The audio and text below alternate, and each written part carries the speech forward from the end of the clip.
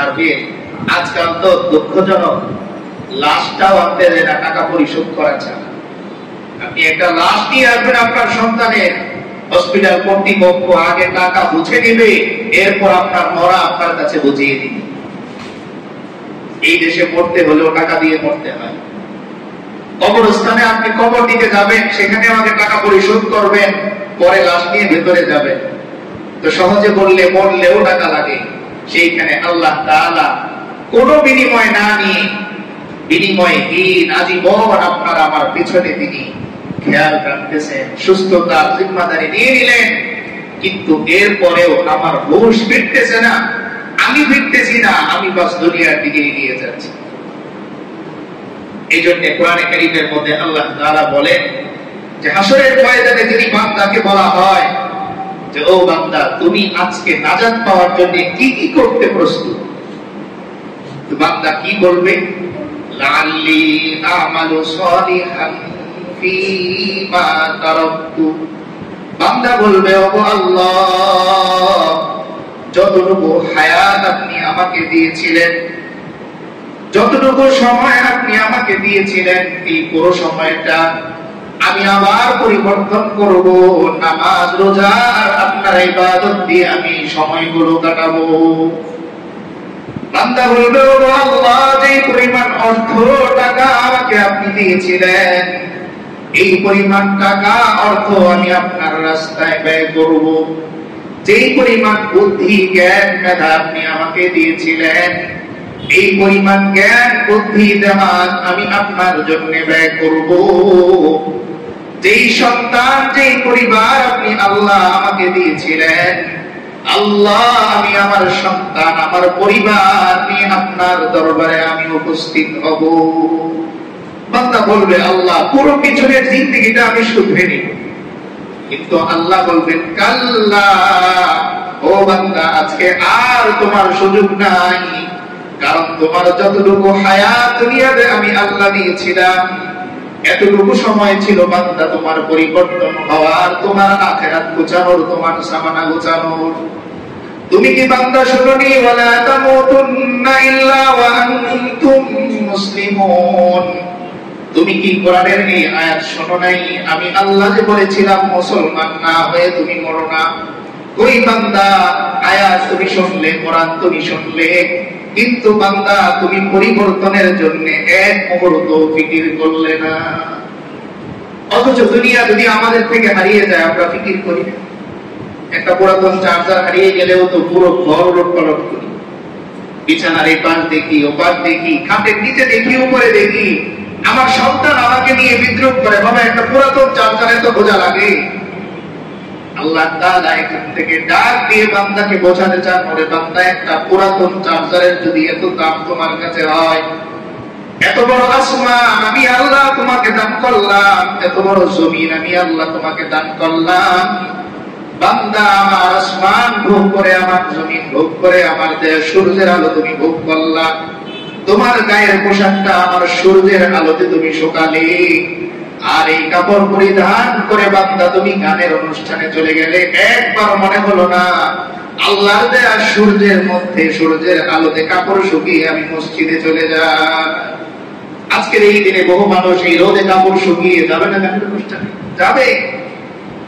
সবাই যদি আখিরাত বুঝে যেত, তাহলে শয়তানের তো কোনো কাজই থাকতো না। শয়তান আল্লাহকে চ্যালেঞ্জ করে এসেছে,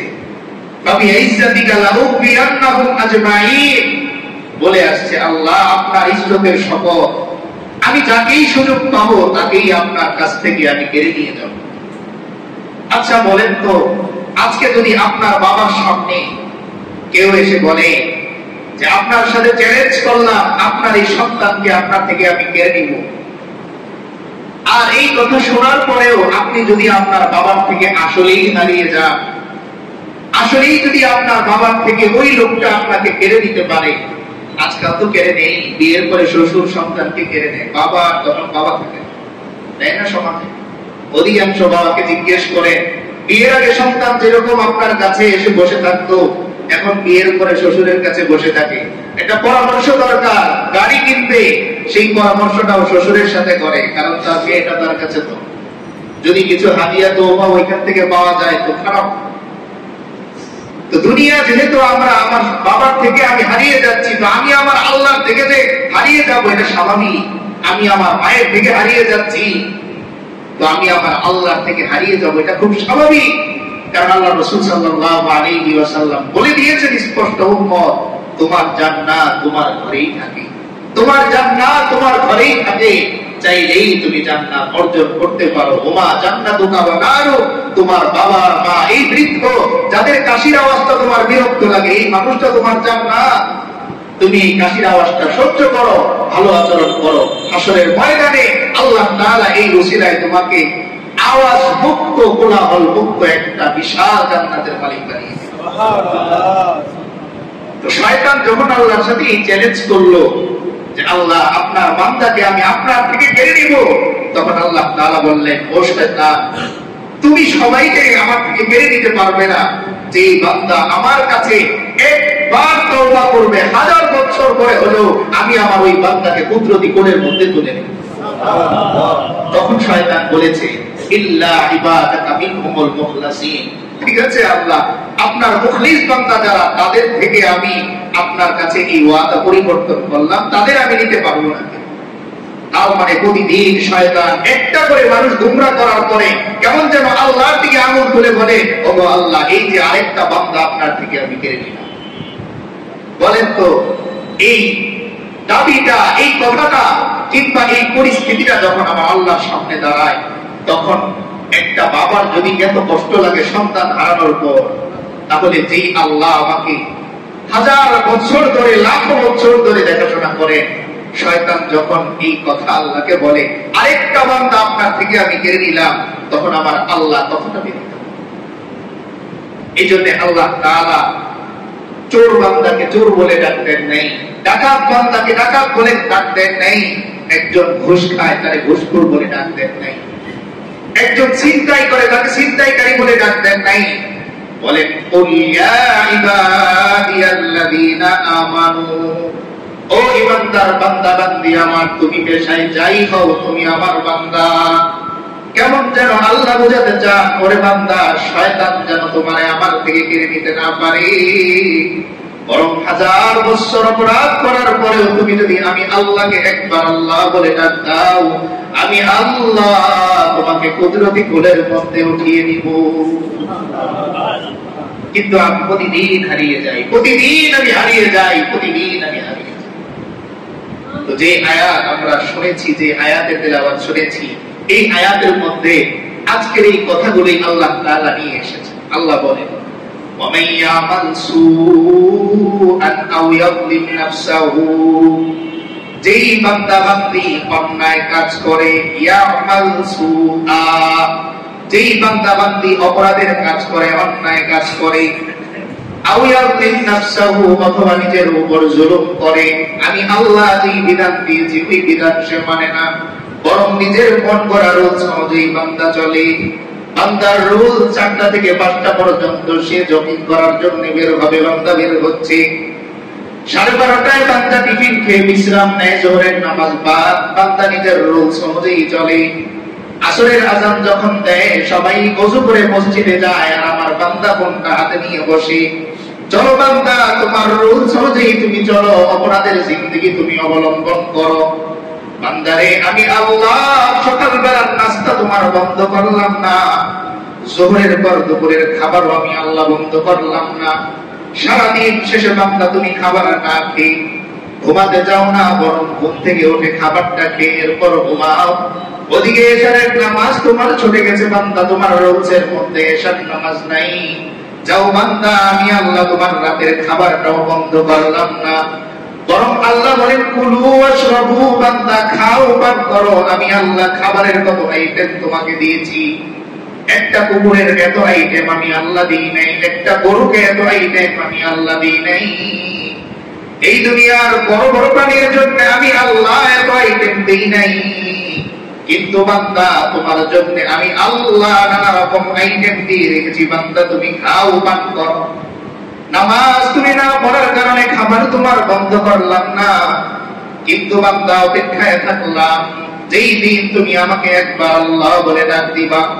পরের অংশে আল্লাহ বলেন সুম্মা ইস্তাগফিরিল্লাহ, যুগ পার হয়ে যাওয়ার পর, বহু সময় কেটে যাওয়ার পর বান্দা যদি আমি আল্লাহর কাছে ইস্তিগফার করে, আল্লাহ বলেন ইয়াজিদিল্লাহা গফুরুর রহিমা, ওই বান্দা আমি আল্লাহকে গফুরুর রহিম হিসাবে খুঁজে পাবে। আল্লাহ বলতেছেন বান্দারে, অপরাধ করতে করতে মানুষ তোমার থেকে সম্পর্ক ছিন্ন করে নেয়। বাবা একটা সময় যে বলে ও আমার সন্তানই না, এমন সন্তান আমি চাই না। কিন্তু আল্লাহ বলেন বান্দা, বছরের পর বছর তুমি অপরাধ করলা, আমি আল্লাহ তোমারে ভুললাম না। যেই দিন তোমার ইস্তেগফারের অনুভূতি আসবে, ইস্তেগফার করবে, বান্দা আমি আল্লাহ ওয়াদা করলাম তুমি আমাকে গফুরুর রহিম হিসাবে পাবে।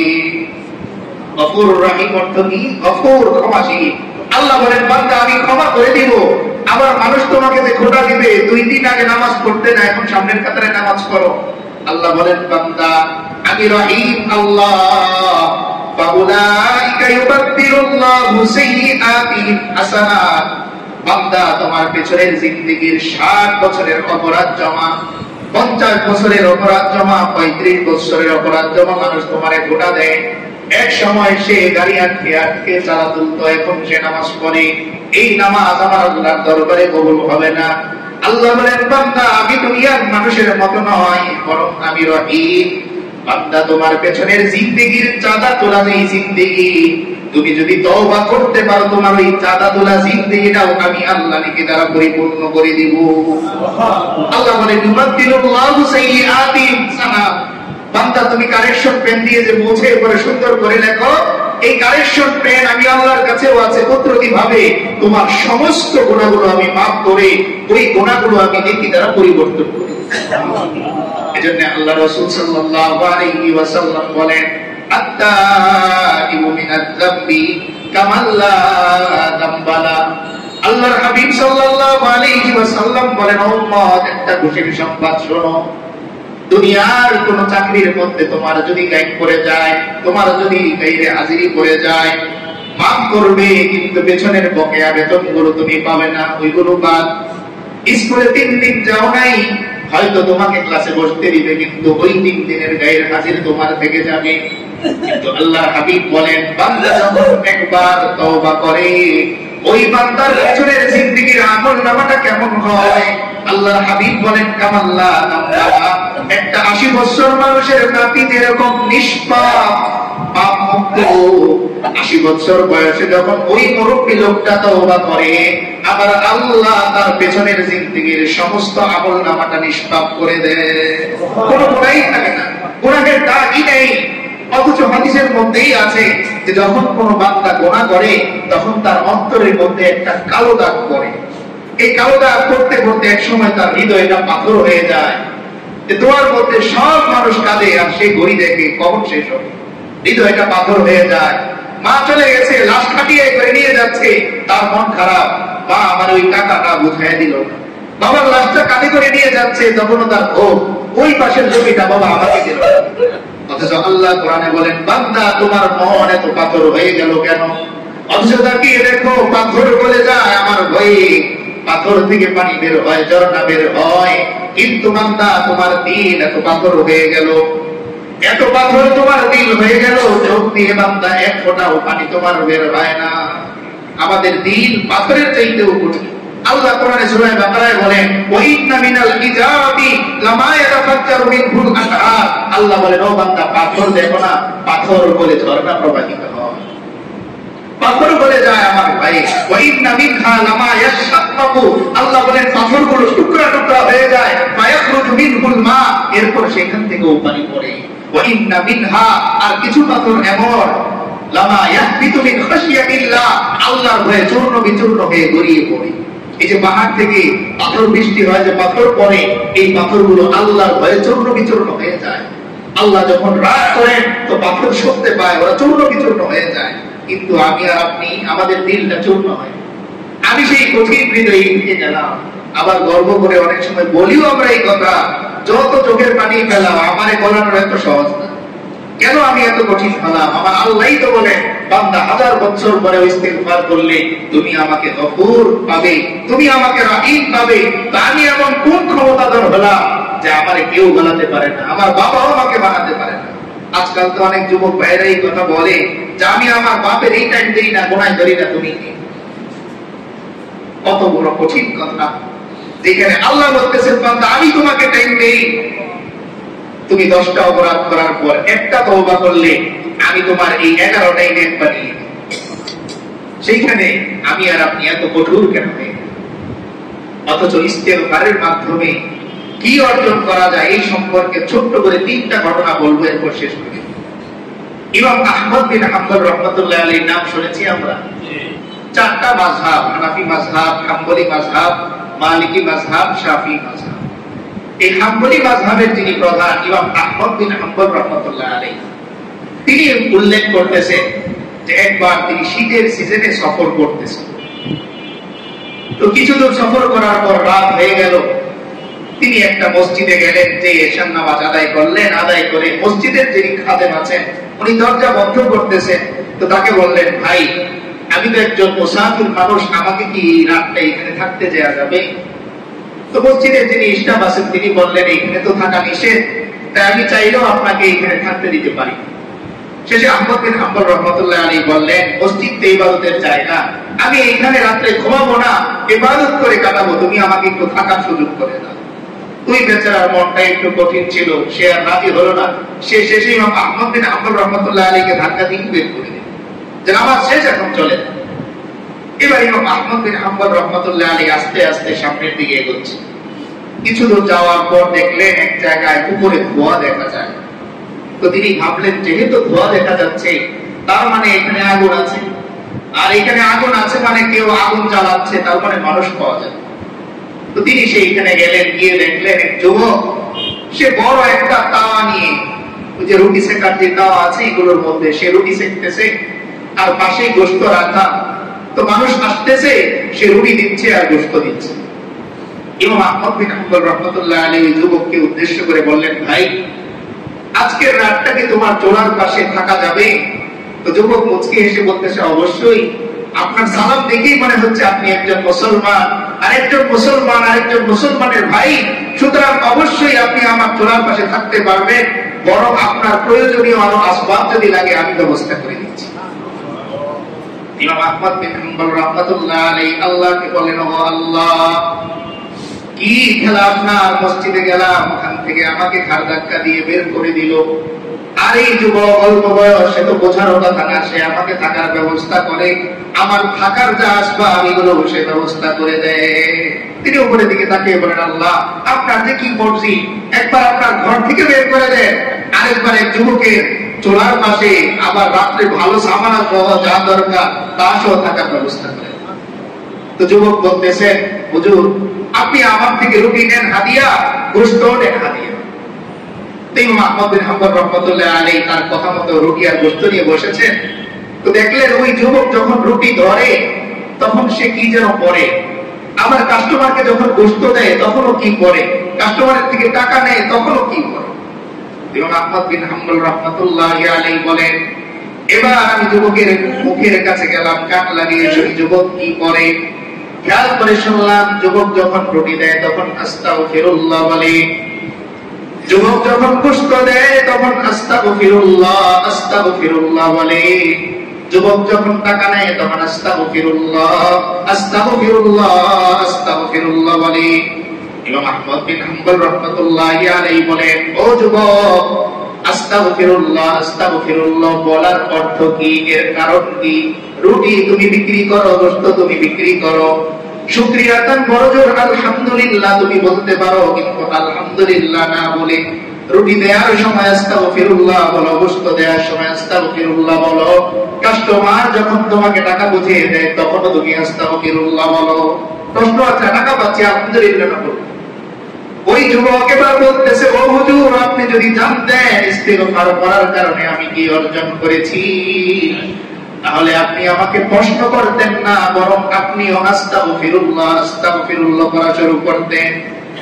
এবার ইমাম আহমদ বিন হাম্বল রাহমাতুল্লাহ আলাইহি জিজ্ঞেস করেন, ও যুবক শোনাও তোমার কাহিনী, ইস্তেগফার করে তুমি কি পেয়েছো। যুবক এবার বলে, হুজুর আপনি আমাকে একজন যুবক দেখতেছেন, কিন্তু আমার জীবনটা আমার আল্লাহ এত ধন্য করে দিয়েছেন, আপনি যদি না জিজ্ঞেস করতেন আমি বলতাম না, জিজ্ঞেস করার কারণে বলতেছি। আমি হতে পারি একজন যুবক, কিন্তু আমার জবানটা আমার আল্লাহর কাছে এত দামি।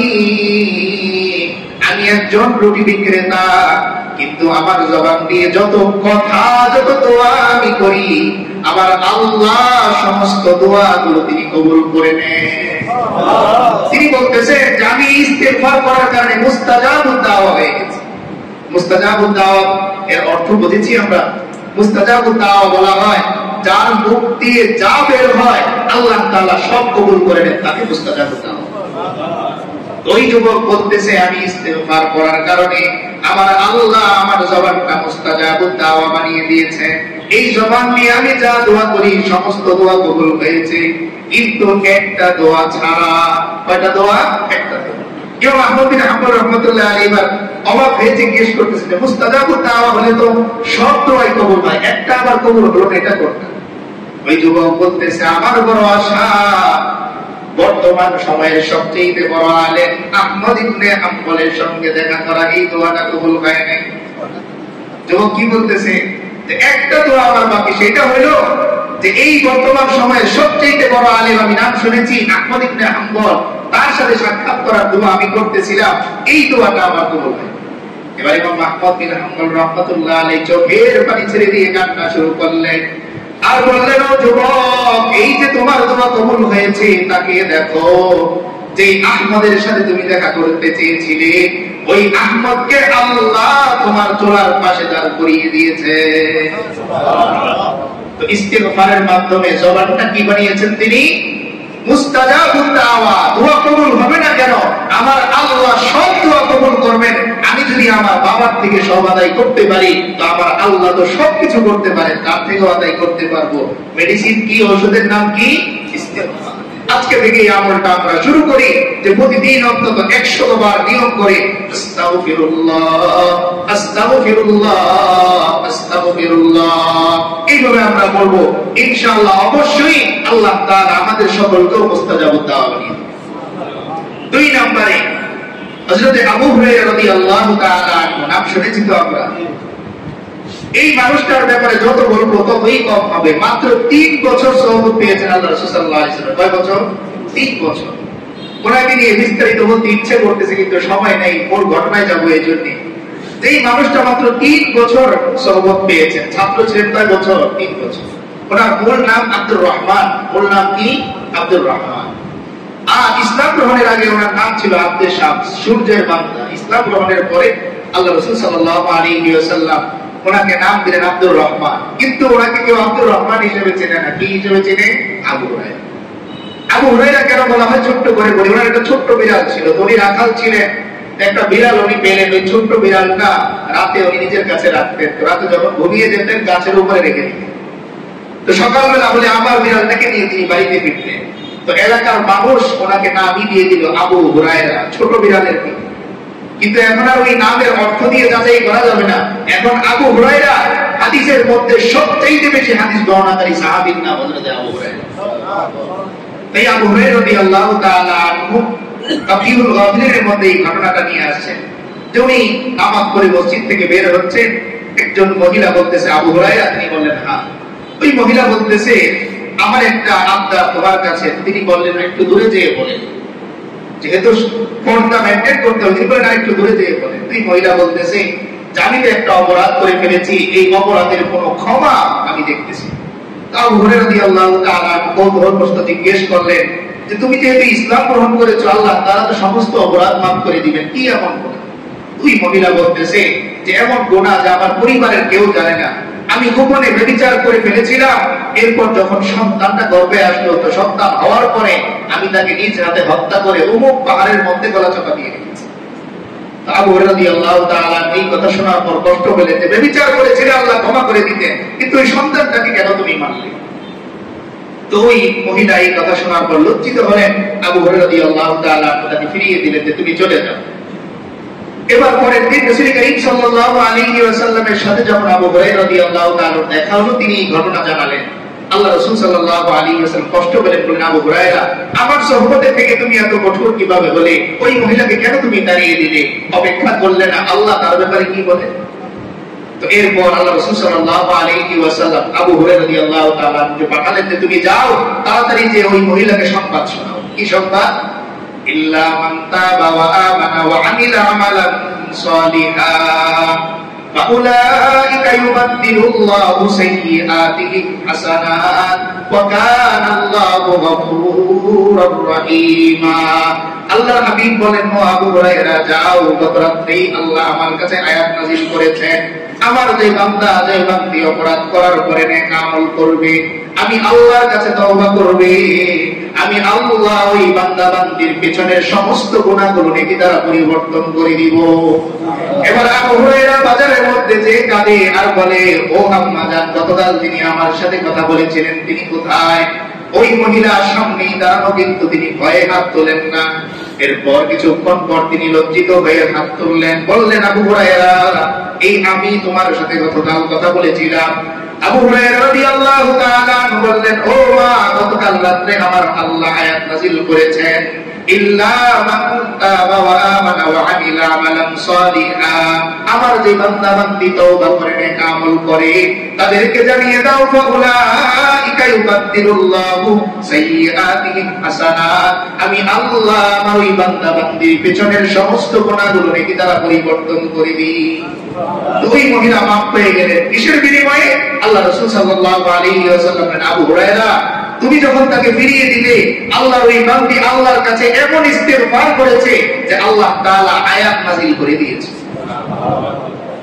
তাহলে কিসের বিনিময়ে অর্জন করলেন? ইস্তেগফারের বিনিময়ে। আমি আপনিও যদি ইস্তেগফার করতে পারি, আমাদের পেছনের জিন্দেগীর সমস্ত গুনাহগুলোকে মাফ করে দিবে আল্লাহ। তৃতীয়ত, যেটা বলে শেষ করে দিব, মালিক ইবনে দিনার রাহমাতুল্লাহি আলাইহি, আল্লাহর এক বড় বুজুর্গের নাম। তার বিষয়েও বলতে ইচ্ছে করতেছে, কিন্তু মূল ঘটনায় গেলে তার বিষয়ে বলতে পারবো। এই মালিক ইবনে দিনার রাহমাতুল্লাহি আলাইহি হজ করতে গেলেন। হজ করতে যাওয়ার পর উনি মনে মনে চিন্তা করতেছেন, যাহারে যদি আমি বুঝতে পারতাম এই বছর কার হজ কবুল হয়েছে। তো তিনি চোখ বন্ধ করে ঘুমিয়ে গেলেন। তন্দ্রার মধ্যে তিনি দেখতেছেন যে জিবরীল আলাইহিস সালাম এসে তাকে বলতেছেন, ও মালিক ইবনে দিনার, কার হজ কবুল হয়েছে এই চিন্তা আপনার দরকার নেই, আপনার হজ কবুল হয়েছে কিনা এটা নিয়ে আপনি চিন্তা করেন। তো তিনি একটু লজ্জিত হলেন। পরক্ষণেই জিবরীল আলাইহিস সালাম এসে বললেন যে সবার হজ কবুল হয়েছে, কিন্তু একজনের হজ কবুল হয় নাই। তিনি হচ্ছেন মুহাম্মদ ইবনে হারুন আল বালখি। কি নাম? মুহাম্মদ ইবনে হারুন আল বালখি। তো মালিক ইবনে দিনার রাহমাতুল্লাহি আলাইহি ঘুম ভেঙে গেল। তিনি বাগদাদের যে তাবু আছে ওই তাবুর মধ্যে চলে গেলেন, সংক্ষেপ করতেছেন। গিয়ে জিজ্ঞেস করলেন, ও ভাই, আপনাদের মাঝে মুহাম্মদ ইবনে হারুন আল বালখি কে? তো এক লোক বলতেছে, উনি তো এইখানে নাই, তিনি জাবালে আবি কুবাইস, যেটার মধ্যে হযরত ইব্রাহিম আলাইহিস সালাম দাঁড়িয়ে ওই যে হজের ঘোষণা দিয়েছিলেন, ওই জাবালে আবি কুবাইসের মধ্যে পাশেই। তো জাবালে আবি কুবাইসের মধ্যে তিনি দৌড়ে চলে গেলেন, বললেন যে ওখানে তিনি দোয়া করতেছেন। পিছনে গিয়ে শোনেন, ওই লোক, তার একটা হাত নাই, ডান হাতটা তার নাই, অর্ধেক কাটা। এই এক হাত দিয়ে বুকের মধ্যে ধরে তিনি দোয়া করতেছেন, আল্লাহ, জীবনে এমন একটা অপরাধ আমি করেছি আপনি ছাড়া কেউ জানেন না, আমার বাবা আমার আত্মীয় স্বজন কেউ জানে না একটা অপরাধ আমি করেছি, কিন্তু 40 বছর ধরে আমি রাতের বেলা ঘুমাই না, দাঁড়িয়ে দাঁড়িয়ে আপনার দরবারে কাঁদি। বারবার আমি লাব্বাইক বলি, আপনি লা লাব্বাইক বলেন, আমি বলি উপস্থিত, আপনি আমার উপস্থিতি নেন না। ওই যে আগে একদিন একটা ঘটনা বলেছিলাম, ওই লোকই হচ্ছেন এই মুহাম্মদ ইবনে হারুন আল বালখি। 40 বছর ধরে তিনি তাহাজ্জুদ করেন, রাতে ঘুমানি না, টোটাল ঘুম বন্ধ করে দিয়েছেন। তো তিনি দাঁড়িয়ে দাঁড়িয়ে দোয়া করতেছেন, আল্লাহ, একটা অপরাধ আমার হয়তো ক্ষমা হবে না, কিন্তু আপনার দরবার ছাড়া আমার তো আর যাওয়ার জায়গা নেই। এবার ইমাম মালিক ইবনে দিনার রাহমাতুল্লাহি আলাইহি দোয়া শেষ করার পরে জিজ্ঞেস করতেছেন, ভাই, আপনি কি অপরাধ করছেন একটু বলেন। তো তিনি বললেন, ভাই, অপরাধের কথা আপনাকে বলে লাভ হবে কি? তো মালিক ইবনে দিনার বললেন যে আপনার হজ যে কবুল হয় নাই এই বছর, এটা আমি সংবাদ পেয়েছি। তো পরে তিনি জিজ্ঞেস করলেন যে আপনার নাম কি? মালিক ইবনে দিনার। উনিও সংবাদ পেয়েছেন যে এখানে একজন বুজুর্গ এসেছেন, তার নাম কি? মালিক ইবনে দিনার।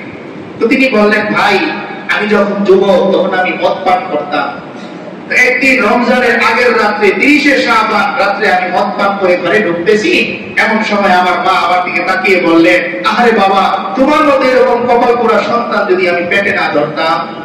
রমজানের একটা দিন বাকি, পৃথিবীর সমস্ত মুসলমানরা রমজানের আনন্দে আনন্দিত, আর তুমি আজকে রাত্রে মদ পান করলে। তো তিনি বলতেছেন, এই কথা শোনার পর আমার আর সহ্য হলো না, আমি আমার মায়ের গালের মধ্যে একটা চল লাগিয়ে দিলাম। নাউজুবিল্লাহ। তো মা এই চলের পরে বলতেছে যে তোমার মতো কোন সন্তান যেন পৃথিবীর আর কোনো মা কোনদিন গর্বে না নেই। আমাদের যাদের বাবা মা আছে একটু খেয়াল করে। মুহাম্মদ ইবনে হারুন আল-বলখি তিনি বলতেছেন, এই কথা শোনার পরে আমার মেজাজ আরো চলে গেল। আমি তো নেশাগ্রস্ত, আমার তো স্বাভাবিক সেন্স কাজ করতেছে না। আমি আমার মাকে নিয়ে গরম চুলার মধ্যে দিয়ে দিলাম, তিনি পুড়ে কয়লা হয়ে গেলেন আমার সামনে। তিনি বলেন, এরপরে আমি ঘরে চলে গেলাম, দরজা আমি বন্ধ করে দিলাম, আমার একটু একটু হুঁশ ফিরতেছে। আমার বিবি বারান্দায় বসে বসে কান্না করে আর বলে, ও মুহাম্মদ ইবনে হারুন, এটা আপনি কি করলেন? আগামীকাল রমজান, নিজের হাতে নিজের মাকে হত্যা করলেন। মুহাম্মদ ইবনে হারুন বলেন, সকাল যখন হয়ে গেল, ফজরের আযান যখন হয়ে গেল, আমার শরীরের মধ্যে কাঁটা দিচ্ছে। আহারে, এটা আমি কি করলাম? যেই মা আমাকে গর্ভধারণ করলো তাকে আমি প্রথমে আঘাত করলাম, এরপরে হত্যা করলাম। সকালবেলা থেকে আমি পাগলের মতো হয়ে গেলাম। দৌড়ে এসে স্ত্রীকে বললাম, আমার মায়ের লাশটা কোথায়, একটু আমারে দেখাও, আমার মায়ের মুখটা শেষবারের মতো আমি একটু দেখি। এলাকার মানুষ আমাকে আটকে রাখলো, আমার মায়ের লাশ আমাকে আর দেখতে দিল না। বলল যে এই সন্তান নিজের হাতে তার মাকে হত্যা করে, ওই সন্তানের তার মায়ের লাশের মুখটা দেখার অধিকার নাই। সবাই আমার মাকে নিয়ে গেল। এরপর থেকে আবু মালিক ইবনে দিনার 40 বছর ধরে আমি আছি, একটা রাতও আমি ঘুমাতে পারি না। যখনই আমি ঘুমাতে যাই, আমার মা আমাকে বলে, ও মুহাম্মদ ইবনে হারুন, এটা তুমি কি করলা? এত কষ্ট করে তোমাকে আমি গর্ভে ধারণ করলাম, দুধ তোমাকে পান করাইলাম, তোমার জন্য বাবা মা সন্তান সবাইকে আমি ত্যাগ করলাম। ও সন্তান, কিভাবে তুমি পারলা আমাকে হত্যা করতে? মুহাম্মদ ইবনে হারুন বলে, ও মালিক ইবনে দিনার, আমার ডান হাতটা কোথায় জানো? কত বছর চলে গেল, 12-13 বছর চলে গেল, আমার রাতে আর ঘুম হয় না, আমি শুধু কাঁদি আর আল্লাহকে বলি, ও আল্লাহ, না বুঝে আমি আমার মাকে আঘাত করেছি, হত্যা করেছি, আল্লাহ আমাকে আপনি মাফ করে দেন, আমার মায়ের পক্ষ থেকে আপনি আমাকে মাফ নিয়ে দেন। মুহাম্মদ ইবনে হারুন বলকি বলে, এরপর একটা কোরআন আমি নিলাম, আমার ডান হাতটা আমি নিজের হাতে কাটলাম আর বললাম, ও আল্লাহ, এই যে দেখেন, যে হাত দিয়ে আমার মায়ের শরীরের মধ্যে আমি আঘাত করেছি, যে হাত দিয়ে আমি আমার মাকে চুলার মধ্যে ফেলে দিয়েছি, ওই হাত আমি আর রাখলাম না, ওই হাত আমি কেটে ফেললাম। এবার মালিক ইবনে দিনার বলে, কত বছর যাবত আপনি এখানে আসেন? মুহাম্মদ ইবনে হারুন বলেন, 40 বছর ধরে আমি লাব্বাইক লাব্বাইক বলি, আর পাশ থেকে আওয়াজ শুনি কে যেন বলে, লা লাব্বাইক লা লাব্বাইক। মালিক ইবনে দিনার বলে, ও মুহাম্মদ ইবনে হারুন, একটা আমল আপনাকে আমি শিখিয়ে দিই। রাত্রে যেহেতু আপনি ঘুমান না, প্রতিদিন রাত্রে শোয়ার সময় 1000 বার আস্তাগফিরুল্লাহ আস্তাগফিরুল্লাহ আস্তাগফিরুল্লাহ আপনি পড়বেন, আর 100 বার আল্লাহুম্মা সাল্লি আলা সাইয়্যিদিনা মুহাম্মাদিন নবিয়্যিল উম্মি, এই 100 বার আপনি দরুদ পড়বেন আর 1000 বার আপনি ইস্তিগফার পাঠ করবেন বলে চলে গেলেন। কিছুদিন পর মালিক ইবনে দিনারের কাছে মুহাম্মদ ইবনে হারুন আল-বলখি দেখা করতে আসলেন। এসে বললেন, ও মালিক ইবনে দিনার, আপনার দেয়া আমল আমার কাজে এসেছে। গত কিছুদিন আগে হঠাৎ করে আপনি স্বপ্নে দেখলাম আল্লাহর হাবিব এসে আমাকে বলতেছে, ও মুহাম্মদ ইবনে হারুন, আমার আল্লাহ তোমার সমস্ত গুনাহগুলো মাফ করে দিয়েছে, হাশরের ময়দানে তোমার মায়ের সাথে আমার আল্লাহ বোঝাপড়া করবে, আর দুনিয়া ও আখিরাতে আমার আল্লাহ তোমাকে মাফ করে দিয়েছে। তাহলে এত বড় অপরাধ তিনি মাফ করাইলেন কিসের মাধ্যমে? আস্তাগফিরুল্লাহ, তার ইস্তিগফার করার মাধ্যমে। তাই আসুন আমরাও আমাদের জীবনটাকে শুধরাই, ইস্তিগফারের মাধ্যমে নিজের জীবনটা পরিবর্তন করে নতুন করে একটা জীবন শুরু করি। আল্লাহ তাআলা আমাদের সকলকে ইস্তিগফার করাওয়ালা জিন্দেগি